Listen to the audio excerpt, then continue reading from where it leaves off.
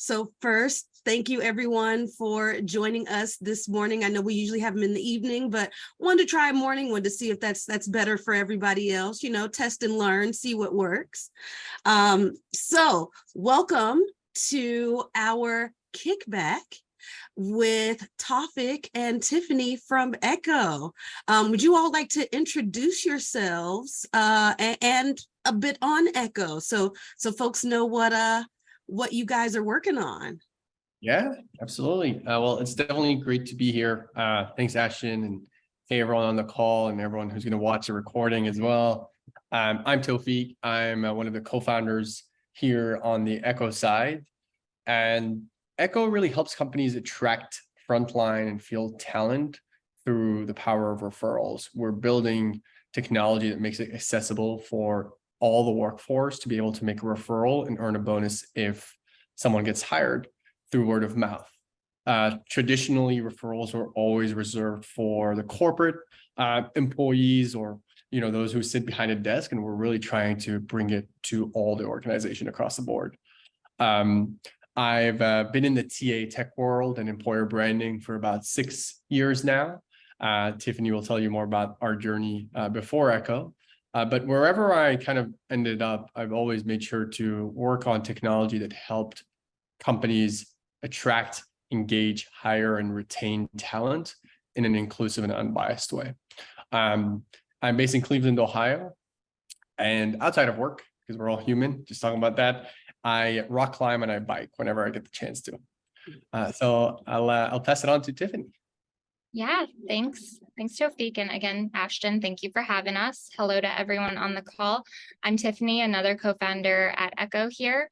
I've been in this space just about four years now. All started when I joined a startup called AllTrue Labs, and that was a video recruitment marketing platform that was then acquired by iCIMS. So today, if you want to check it out, it's called iCIMS Video Studio. And it was at AllTrue that also where I met Tawfiq and where our journey started.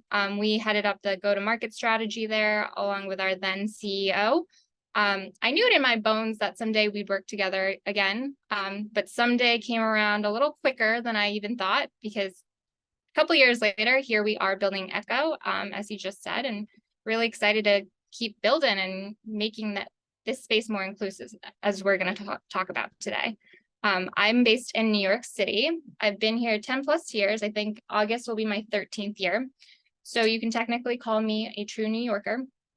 But for the life of me, I can't do directions. So please, nobody ever ask me how to get anywhere in the city. I've led too many tourists astray, and I just don't have a mental compass. I wasn't born with it. And then fun fact, I really love trivia. I enjoy hiking too, but I love trivia. So you can catch me around bar trivia on the weekdays or maybe on a karaoke stage. Those are my two loves. Nice. And I just want to add that the AllTrue era was a fun time. I must say that was a good time. Agreed. So everyone, this is going to be more of a kickback. So as we're having our discussion, if you want to come off mute, come off camera, join us, feel free. But just to kick it off, what is an employee referral program and why do companies even have them in the first place? Yeah, so about 71% of companies in the US have an employee referral program. And it's really just another way of finding the right candidates for the company. So rather than, continuing to just rely on job boards or just their native career site, companies run these internal programs where they allow their employees to recommend roles to people in their network. And if it works out, they're the right fit, they're the right hire, then their employee gets paid out a bonus, usually in the form of a monetary bonus, but we've seen really cool other benefits like extra PTO, cool experiences that the company will pay for. And why do they have these programs? Well, there is proven data behind why referrals are a great source of hire. They generally take less time to hire, they're more likely to accept the jobs, they stay at the company longer, so they're just generally better quality hires. which at the end of the day translates to benefiting the company from a financial perspective as well too, right? Usually the cost per hire for a referral hire is lower. Turnover is then reduced.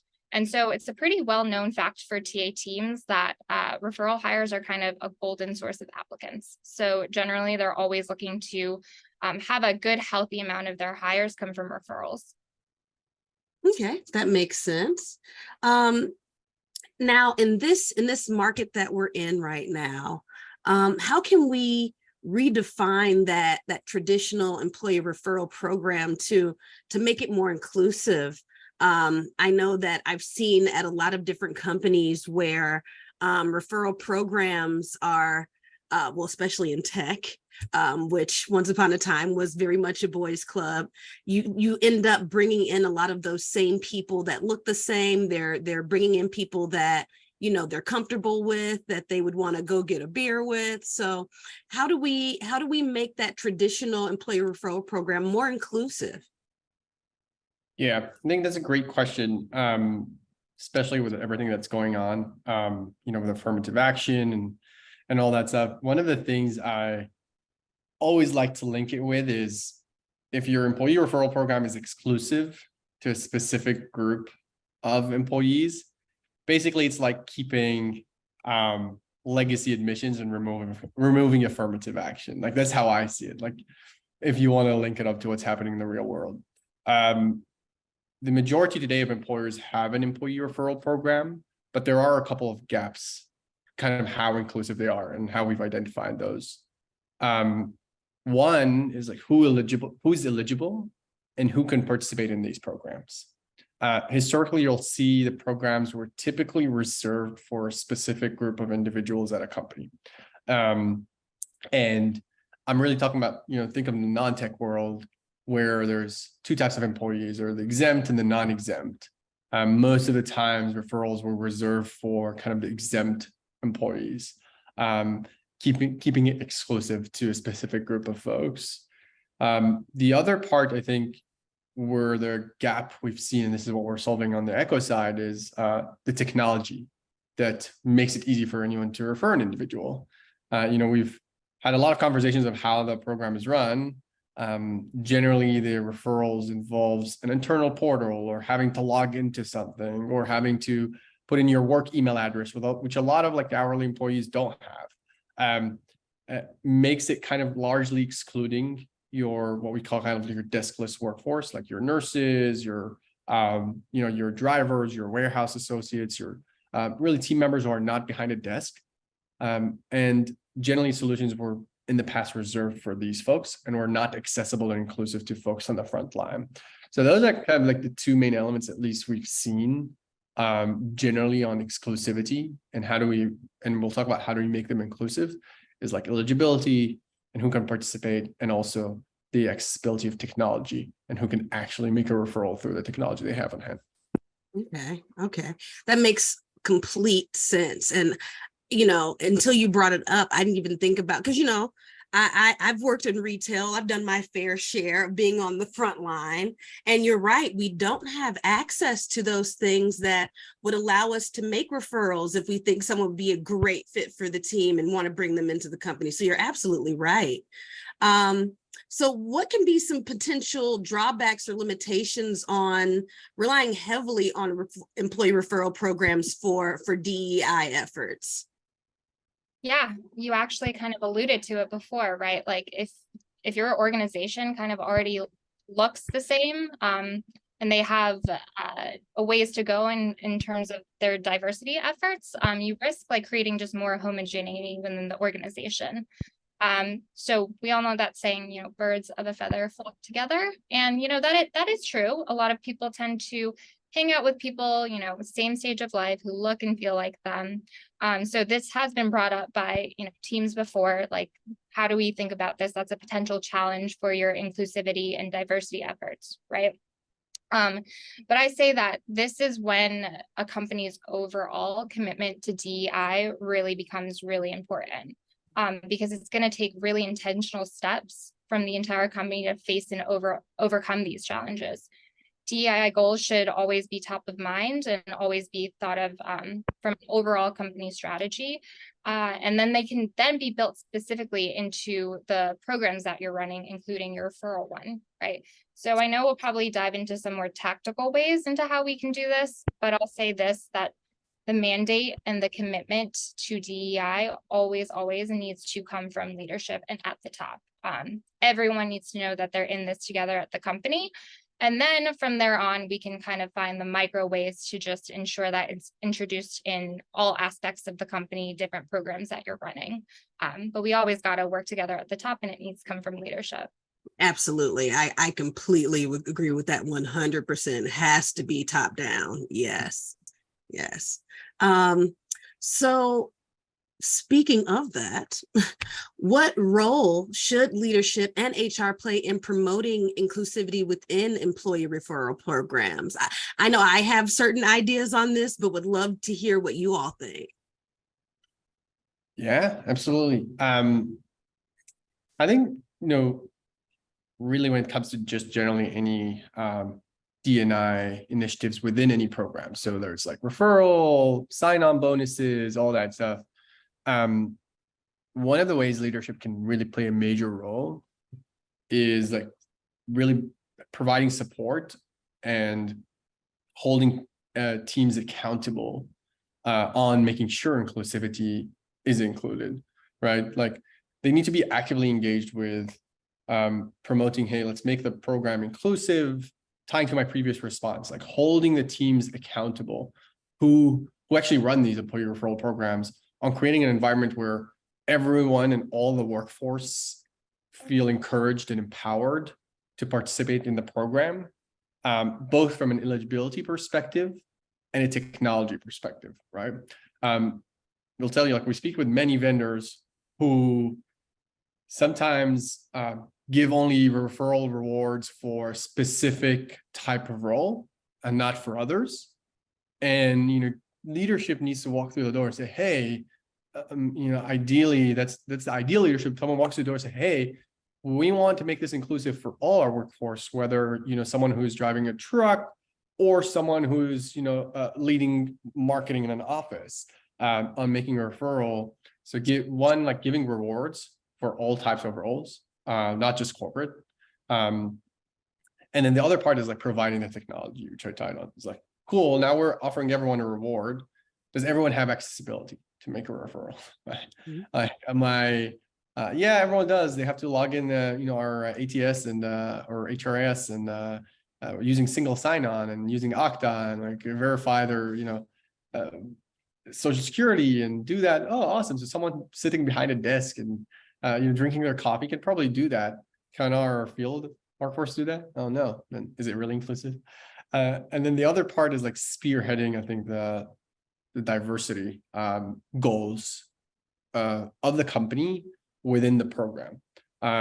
This is where I've seen a few customers do where they set like a diverse goal from referrals. So they say, hey, yes, our goal is to get 40% of our hires be referrals, but let's actually track the 40% and say within that 40%, we want 20% to be from underrepresented backgrounds.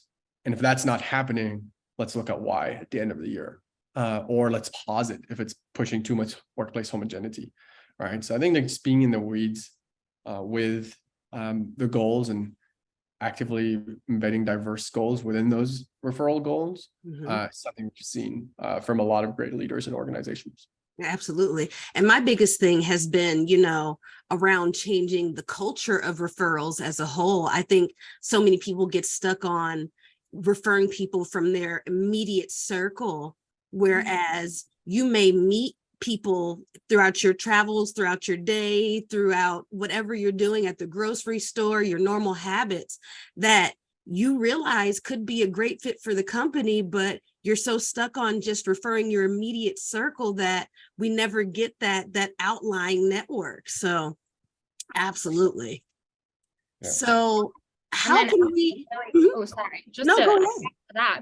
That's exactly what we think. Like a lot of the times when you're diving into, those types of talks, you're usually in kind of a social setting. You don't have your work computer in front of you, right? And so that's where that tech piece comes into play. Think of it as like a point in time now. So easy. It's just the behavior that you know now. As soon as you're talking about it, it's top of mind for you.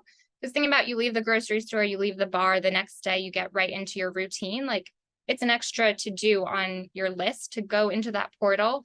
And then, so again, that's a barrier of entry to submitting the referrals. So Yeah, I if love I had that. a number I could text to just send in a referral, that would be awesome. Right then and there, leave the conversation and you shoot them that job application right there as you're talking about it. Yeah, I That would wonder be if awesome. there's some cool technologies like that. So how can we encourage employees? How can we change that culture of referrals and encourage employees to refer candidates from their networks and people that they meet or things like that? Yeah. So I And I think think a you lot, kind of just touched on it too. yeah, so that's definitely just one. I think we have a ways to just get there, to make it a point in time experience. And again, that's what we have top of mind. That's why we're choosing to go for like a very easy text-based experience right there. But another thing is just, we've talked to a lot of TA teams. A lot of them are still running them very traditionally, right? Like, they do have a program in place. Socialization is kind of a big piece of it. A lot of people roll out these programs and they don't upkeep them throughout the year, or they kind of just do one big, announcement, and then they just think that employees know what to do then.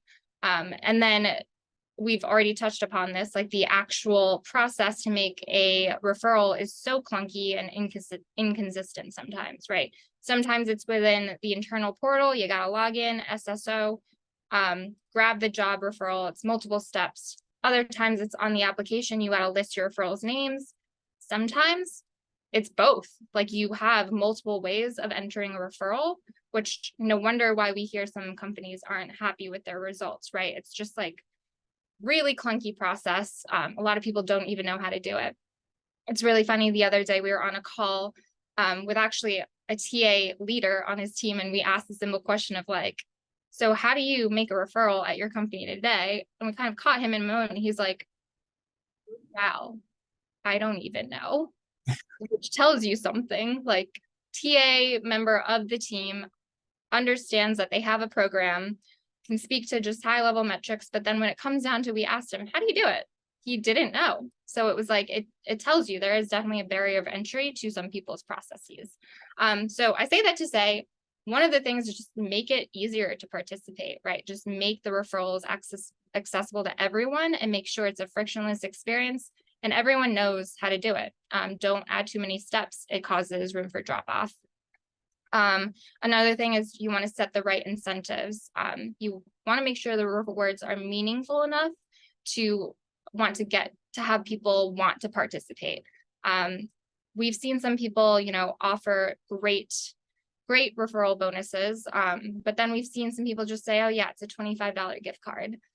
That is very different from like the promise of a 5K bonus added to your next check, right? $25 gift cards, when you know that some of these companies spend like 20K a month on an Indeed job board or something. So it's the choice to like invest in your employees or invest other places.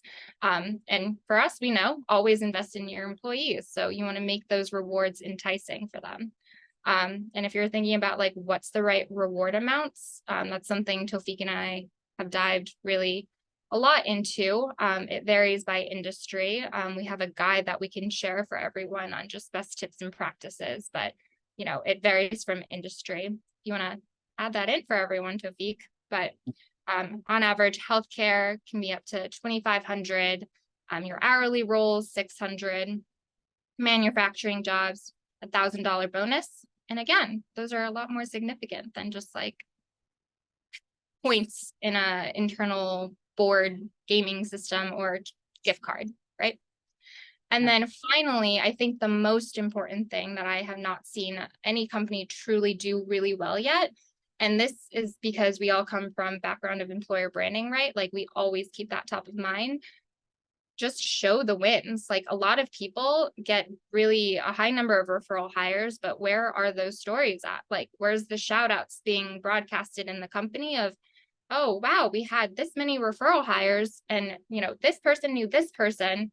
They go way back. Like these are really great stories to tell. So every referral program should, in my head, have like a built-in just success strategy, content strategy as well too, where you're showing the consistent wins. Because the more that you show employees that your referrals do get hired, you do get to work with a friend, you do get to bring them in, the more that you're just going to make it a cool experience. It's not just about like transactional. It's really just something really cool. And we want to be able to tell those stories and fuel that desire to keep making referrals. As a talent brand professional, I am sitting here making a note on content here, share. I want to see stories. Yeah, I want to see a LinkedIn post of like a referral success story. Yeah. I'm like, that would be amazing. I'm like, that's a great piece of content right there. Yeah. Thank you for that. Like you won't get a shortage of them, right? Like if you have a healthy referral program or not, like on average, companies do anywhere between like 10%, 10% to 15% of their hires are referrals. This is like a not bad score. Healthy companies do around like 30 to 40%. You don't want to go higher than that. We're going to talk about why not, right? It's like a double-edged sword. But imagine like if you're hiring a good number of people a year, you don't have any shortage of stories. Like imagine you talk about a story where two people maybe just met at a company event, or they met in at a conference, or they met anywhere and say, hey, like they met there, and then that's the story how the referral came through. Or you talk about a story where like two people actually knew each other from like childhood, and you put a picture of them when they were children. Now they work together. I think it's just like cool content, and this is all Tiffany's world with our customers when it comes to the Echo side. So that's why she's passionate to talk about it and how we kind of do it on the customer ends too. Awesome. And Crystal just showed us shared an example of referral stories that they did at their company, and it looks really cool. I cannot wait to dive in and read these because I'm loving the pictures just alone. Yeah, I like to get cheeky. Now, Crystal, just, throwing curveballs out here. What triggered you all to do referral stories? We always talk about referrals. Our referral rate is incredibly high at GoTo. And we also, our boomerang rate is really high. So a lot of people who leave come back. So we also did a boomerang story about, about the grass being greener and stuff like that. So we like to also just be a little cheeky. It was just, it was just something that it came to us because it's so prevalent. And almost our entire brand and creative team, actually, our director of brand and creative, she was like, she proposed the idea and we ran with it. So, yeah, it was pretty easy because we have so many of them. Nice. Awesome. I'm like, I love that piece of content. I'm stealing ideas. Now, go ahead. I was going to ask, like, in one average referral bonus that we haven't mentioned is tech. On average, it's about like 6,700. Given that in tech, you have these engineering roles, you have these software engineers, which you're probably paying like 30K for headhunters to get you. So anything shorter than that would be a good referral amount. I don't know in Dropbox what's the average that you have over there, or if you can share that, but honestly, I haven't paid attention to it because being in the HR space, I'm not privy to having the referral bonus when I refer people. So like, I just completely put it out of my mind because it's something that I'm not doing it for the bonus. I'm doing it for the people. So, but something I should look into definitely, because I always wonder why we put different values inside of a single company on the different types of people that we refer. Like you said, like you get in there and the frontline employee referral is $600, but then for a software engineer, it's $6,000. So I hate that we put these different values on almost like these different classes of employees, and it creates a division. It does, I feel like that doesn't lend to inclusivity, you know? But getting off my soapbox, what are some strategies that organizations can adopt to overcome unconscious bias in employee referral processes? Yeah, absolutely. I think tying back to one of the things you just talked about, like the same amounts, right? Like if you look at like why companies do different amounts from a business perspective, it makes sense, right? Like, you know, software engineers are costing you 30K, probably headhunting agency fees. Whereas, like, is it Laddie or Lady? I don't want to mispronounce the name. Someone said, come off the mic and let us know how to pronounce your name. Yeah, it's Lottie. Lottie. Yeah, Nice to meet you, Lottie. hi, same here. I work for MathWorks, and we're a software company. And I lead our DEI programs there. It's very interesting. This is the first time hearing that companies have different levels of referrals. I mean, majority of our referrals are probably for like software engineering type of data scientists, but folks in accounting, operations, and the other roles all get the same, I don't know, 2000, whatever it is. So this is interesting. yeah, no, that's pretty interesting. Yeah, I think most organizations do different amounts because they look at like how much. I think they look at how much is this employee going to cost us if we get them from a different way. They look at like cost per hire per function, right? So like, okay, engineers would cost us more, so we're going to pay more for a referral, whereas maybe, you know, an accountant or a warehouse associate would cost us less, so we pay less. Something interesting that I've seen, and that's where true leadership comes into play. There's this great company. I don't know if I can share this publicly, but it's one of the bigger kind of manufacturing companies in the US. They do a lot of plumbing, accessories. They both have retail, warehouse, stores. Hopefully you got it by now, but their leader, the director of TA, told Tiffany and I, like he walked into the door and said, everyone gets the same referral amount, whether it's a warehouse associate or a software engineer. I'm like, what? And Tiffany and I were like, what? And he's like, yes, like everyone gets the same amount. And that's when the tying to true leadership, like that's when true leadership actually like gets reflected. I don't know how he was able to sell his CFO on that, but he did. But talking about unconscious bias, generally, you know, how do you eliminate unconscious bias from referrals? One of the tactical ways we've seen companies do is they hide the source on the candidate in the ATS or whatever system the recruiter is using. So if it's a CRM, that's a CRM ATS. That way, when a candidate comes through, and if it's a referral, the recruiter doesn't have this unconscious bias towards that candidate versus another candidate who could have walked through the door in a different way, whether it's job board or that's Indeed, etc. So tactically, that's I've seen most powerful way to do it is just hide the source and treat referrals like any other candidates. Hopefully you're treating all candidates in an awesome way. So that means you're treating referrals in an awesome way. And make sure you're equally treating all candidates that come through the door. And Jay, did you want to come off mute to ask your question? Sure. I guess I just, one of the playing kind of devil's advocate here, one of the reasons why I do think that some organizations have wanted to adjust amounts is because of demand. So there are instances where there are areas of the business, regardless of, like some of, I think, our traditional approaches to like whether they're hourly wage versus salary, like those things being omitted. It's just a matter of I've tried everything I can in this space, including the traditional referral plan at the base referral rate, and I'm still having trouble. So like I'm willing to put $500 or $1,000 more into this referral program because that's still less money than me trying to run out to a headhunter or some other external resource.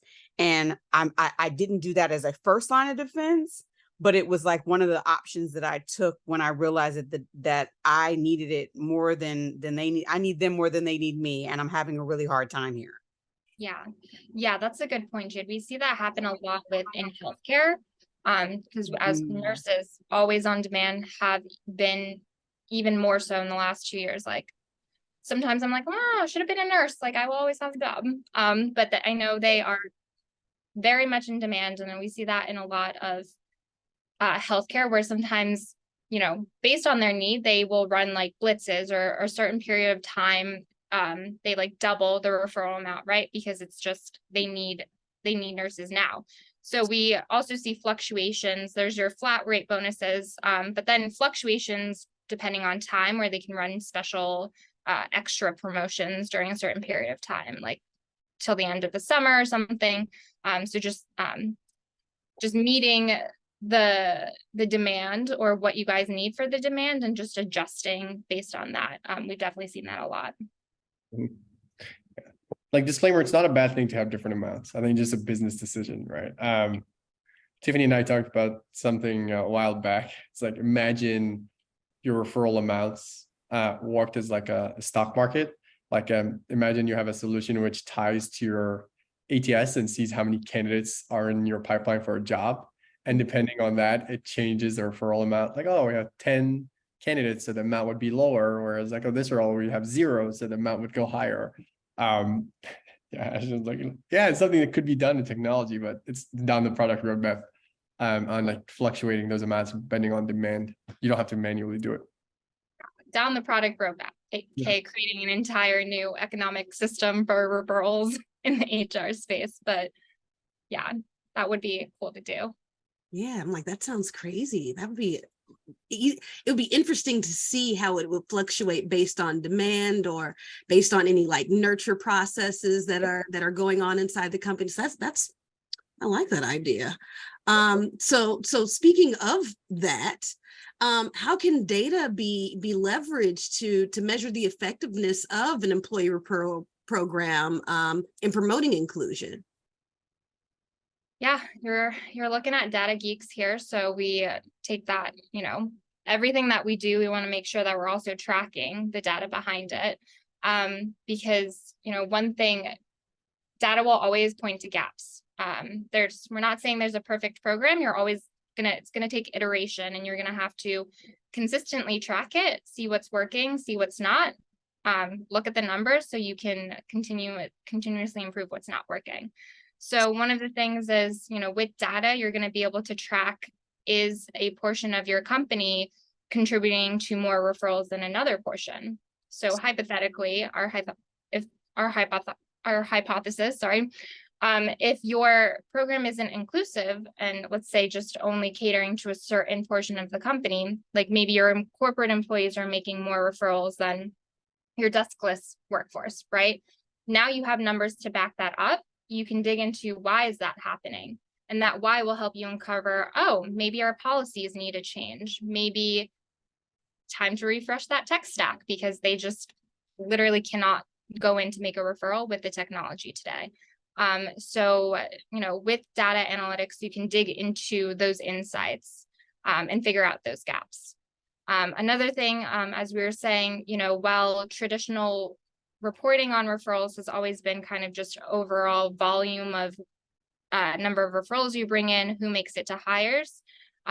So important to look at the diversity of the referrals, like the reason why we're talking today, right? We don't want to let a company get to a place where, you know, it's actually detracting away from their DEI goals. So it's something that we know is very important. So the ability to track the diversity in your referrals that are being referred to the company, ended up being hired, you know, by ethnicity, gender, military status. Are those things getting incrementally better every year? And are they getting better through your referral program? So like we said, you set the goals at the top by leadership, and then can your referral program help you achieve that? So it's something that we take very seriously, and something that we know that we want to track in Echo. So we're building to do that and help companies just meet their DEI goals. Nice. Like that sounds like an awesome data set to be able to have, especially over time, to see how it's changed, if you've changed the way that your referral program is accessible. Yeah, that's pretty cool. I'm like, I might have to get a job there just so I can see how these data sets look over time. So How can employee resource groups and affinity groups be utilized to enhance effectiveness of employee referrals? I know I've had some experience with this in the past, but would love your input. Yes, this is the cool part of the strategizing with the customers. I think like running an employee referral program with your employee resource groups is like crucial. Like even if your referral programs are doing well, touching Tiffany's points, like track the diversity within that and see if are the referrals diverse. Even if they are or they're not, ERGs are your partners. So some tactically ways you can actually things you can write today and do tomorrow. One of the ways we've seen customers do is like join ERGs on events and raise awareness about the referral program within those events. Even if it's like, hey, you message the ERG leads and, hey, can I get literally 30 seconds in the beginning of the event? Just talk about the referral program, right? Just a refresher for your members. I am Ashton, I'm one of the TA team members here. This event is awesome. If you love what you're doing at Dropbox, make sure to refer your friends, make sure to give them a refresher on how to do that. And if some of them forgot, like, hey, we're logged into this portal, etc. So as easy as joining them on the events and doing so. If you can't physically be there, maybe ask the lead to actually do the announcement in the beginning of the event. The other thing I've seen, another tactical strategy is work with the members of ERG, or not all, maybe some, to become ambassadors of your referral program. You see that sometimes on LinkedIn, where employees put that as like an extra under their work responsibility, or sometimes they even rename their whole role, where they become like an employee referral program advocate. And they kind of embrace the idea of, okay, now I want to be the person who continuously refers folks to this organization. And if you have folks within ERGs who are those advocates, you're naturally going to increase the diversity of your referral program, right? Especially if the ERGs are coming from these ERGs are representing underrepresented folks. Third tactical method we've seen is awesome. Thanks, Char. Third tactical method we've seen is like join their ride in their newsletters. Like ERGs send newsletters every now and then. Just ask them, hey, can I put a section in there about referrals? I'm sure they wouldn't say no. Maybe give them something in return. You're a TA team. Work together. It's a give and take. And then fourth, I think this is really, really important, is actually sharing with the ERGs the progress you're making when it comes to diversity metrics on your referral program.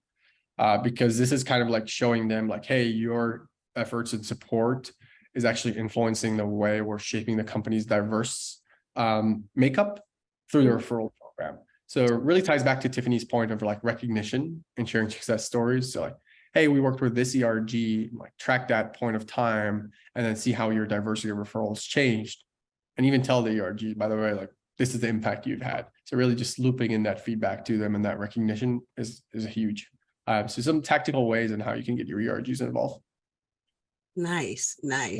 I've also seen like companies even create, because back to the point where, a company may roll out a new referral program and make that singular announcement, and then you never hear about it again. I've seen it where companies have created like quarterly campaigns and included those ERGs in those campaigns to try to push those referrals. But to the point where you have broken it down on how to include those employee resource groups. All of those tactics I have not seen. So I am definitely here taking notes. Know that. We're gonna send our consultancy bill to Dropbox tomorrow. I just bill it to Drew, not me. Okay. Yeah. Send it straight to the CEO. So how can organizations involve external partners, such as like community organizations or educational institutions, to expand the reach and diversity of their employee referral programs? Yeah, so this is the cool thing. We've been talking about just employee referral programs, right? And like I said, most companies have that, but that's limited to just your employee base. What we've started to see pick up is just companies that don't just limit it to employees. It's now just anyone out there. And like you like you said, it could be partners, alumni of the company, clients of the company, anyone in their networks that they think could be a good fit for your company. They are also eligible to refer them right in and then also get rewarded for it. That is something that we're seeing pick up. It's not as widespread, but I think that's definitely the next iteration of just a whole well-rounded employee referral program. And it also ties back to just think about how much more expansive your network's going to be. Like, you're not confining it to a similar network, just confined to your employees' networks. Like we said, if they look and sound the same already, their network might be limited. But now your entire external community, just think about how diverse that is. So you're really expanding your reach there. Tying back to employer brand, because we love that. I also think it's a testament of your employer brand if you're able to stand up a true successful external referral program. Because it's one thing to just have your employees make a referral to the company you work with, and you have like a reason to you work for that company. It's one thing to ask your employees for it. It's another thing to ask complete the external community out there that don't work for you to make a referral. And if you're able to do that, that ties back to your employer brand, your commercial brand. It's really true test of whether you're a great company, your brand is a good company out there or not. So external referral programs, definitely up and coming, and something that I think we should all look out for down the line. That might be the norm in the next iteration of just referral programs in general. Okay. Now, is that something that's on the ECHO roadmap or something already in practice? Not in practice yet. We generally try to deploy it as like stage 2 with a customer. So like stage 1 is like, hey, let's set up your employee referral program, put a solution in place to make it accessible, to make it easy for you to track. And generally at larger companies, it's a nightmare for them to track all this. And then when that's successful, we try to deploy like, hey, stage 2, have you ever thought of external referrals? Okay. Because it's a much different sell for like leadership. Initially, we tried to lead it the other way. So we went to market saying, hey, we're an external referral solution. And we didn't get as much traction as we hoped for. So that's why we're like, okay, let's work the other way around, get the trust of a company and then roll out external referrals. Okay. Had lots to be done for just existing employee referral programs. Like, we got to fix those first, make sure that they're up and running efficiently for companies. And then this is definitely a next interesting step for them. Okay. Like, it sounds pretty cool, especially if you have some solid external organization relationships out there, where that you have already recruited great talent from these communities. So to be able to offer them the ability to refer, I think is huge. So we're going to have to work on selling that to a lot of leaderships here.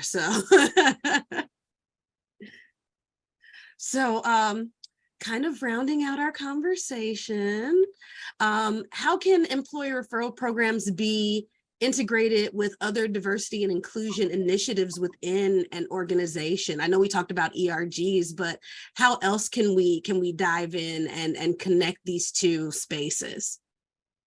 Yeah, I mean, generally, I think I feel like a broken record at this stage, but talking about referrals, and a lot of times we look at we help companies kind of look at the diversity of their referrals and make sure it's helping them meet their overall diverse goals, right? Like, you want that to be a reflection of, hey, if I want 40% of my workforce to be from underrepresented backgrounds, cool, are 40% of my referrals coming from underrepresented backgrounds, right?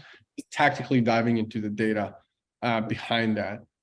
Some of the other initiatives generally that caught my attention is, looking at pay gaps, saying, hey, let's see the pay gaps of our organization and track the gap ratio by ethnicity, race, gender, and if there's a huge gap, is that affecting our referral program, right?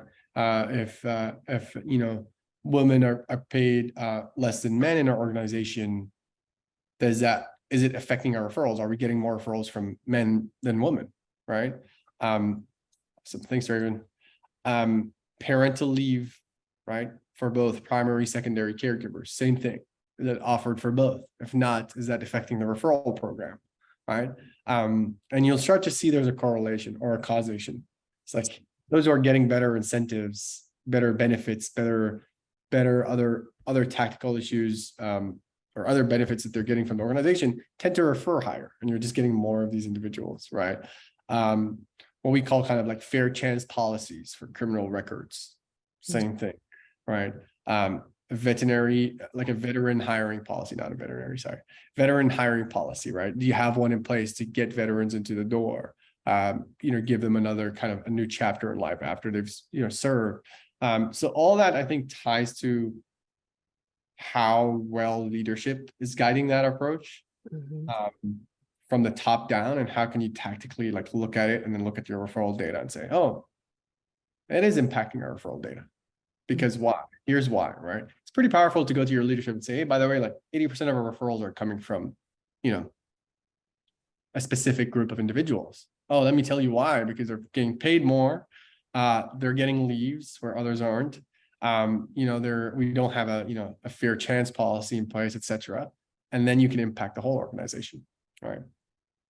So I don't know if that answers the question, but I hope it does. No, I'm pretty sure it answers the question. Yes.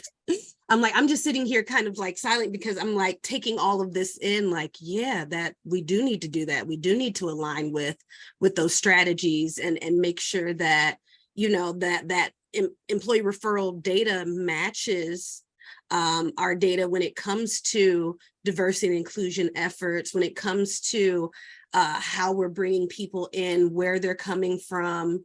Yeah, you're absolutely right. If I want my workforce to be 40% underrepresented or historically excluded, however you want to define that group or title that group, do my referrals reflect that? So that's huge. Okay, I'm a little taken aback by the conversation.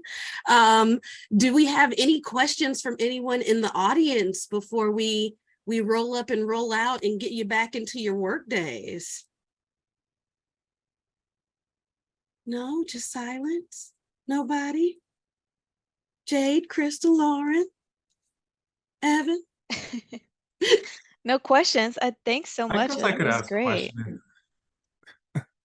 Oh, Evan, is that you? Yeah, go ahead. I was just wondering, is there a way we talked kind of about demand and for positions and all of that. Is there a way to showcase the ones that you're really focusing on to referrers so they know that like these will get you this amount and we're really actively hiring for these roles within the platform or ATS? Depends on ATS. So maybe I'll ask this, Evan. Do you use a specific ATS? ISIMS. ISIMS. Yeah. I don't know. Coming from ISIMS, we should probably know that. Right. Some ATSs, I know Workday has that. I know SAP has that, where you can put the referral amount on the rec. The problem is, for example, Workday and SAP both, they don't show that to the employee. All right. Employee doesn't see that. That's why solutions like Echo come to visibility. Another way you could do without really buying a solution, I've seen individuals, what they do is they have an active document of the reward amounts, which gets circulated to employees every week or every month, and that gets updated, saying, hey, like, here's the most updated referral bonuses for our roles. And employees can access that, and it's also a working document, so you can edit it anytime as well. All right, Tiffany, I don't know if you have any other ideas on that.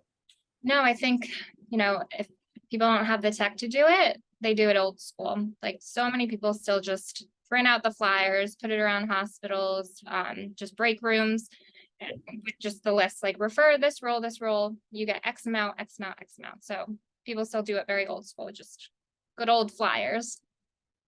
Got it. Thank you. Absolutely. Absolutely. Any other questions from anyone here? Okay, well, with that, I guess I will go ahead and close us out.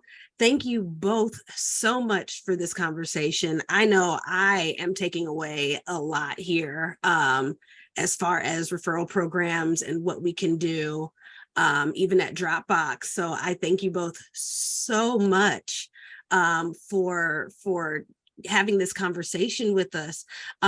Would you like to give us like more insights on Echo and everything that Echo can do based on this conversation that we kind of had here? Yeah, absolutely. I think generally, what we're still a startup, so we're kicking off pretty young, but we're a small and mighty team.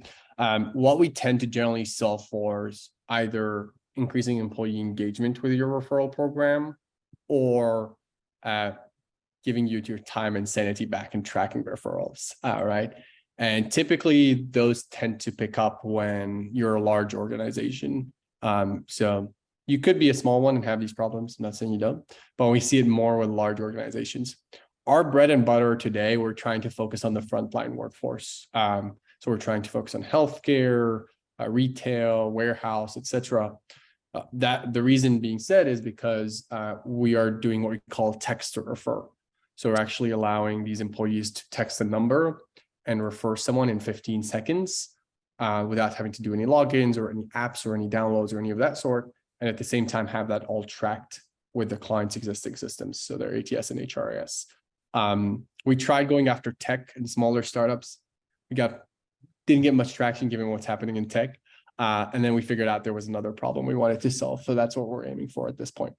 Nice. Yeah. I think that's really cool because I just remember in being on the front line, just not having that ability to do so, not having access to that. So I am really appreciative of the work that you're doing in allowing people to be part of this process where they haven't been before. So thank you so much for the work you're doing at Echo, and thank you so much for being part of this conversation. I really appreciate it. Again, I have learned so much that I will be taking back.